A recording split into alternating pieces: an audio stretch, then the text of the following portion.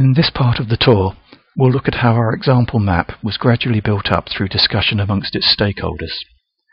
This is a process of continuous learning, with the map providing the focus for stakeholder conversations and capturing the results of those conversations.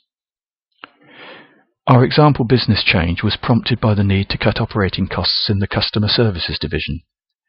The aim was to cut costs by at least 10%. Savings this large could only come from the call centre, which accounts for the bulk of the division's costs. Several of the stakeholders already knew that to cut costs significantly, they would have to completely redesign the customer inquiry process where most call centre staff spend their time. So they created a starter map with just two goals. The cost savings would come from reassigning call centre staff to other roles, but the savings would not begin until the new process was stable. So the map was extended with two more goals. The stakeholders then turned their attention to the process redesign. Those with experience of working in the call centre insisted that its ancient IT system was inadequate to support a more efficient process. So the stakeholders quickly identified the need for a modern CRM system. This led to discussions with potential suppliers of the new CRM system, which highlighted two important capabilities of these systems. First, they could retain the history of customer contacts and provide continuity from one contact to the next, regardless of which call centre operator handled each call.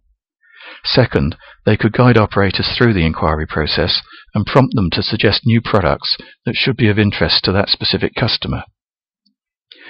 So through conversations centred on the Polaris map, the stakeholders learned that the change could deliver extra benefits beyond the initial objective of cost savings. They could improve customer satisfaction and increase the level of cross-sales.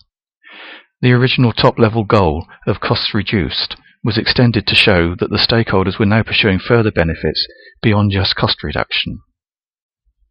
With the backbone of the map firmly established, the stakeholders turned their attention to training of call centre staff.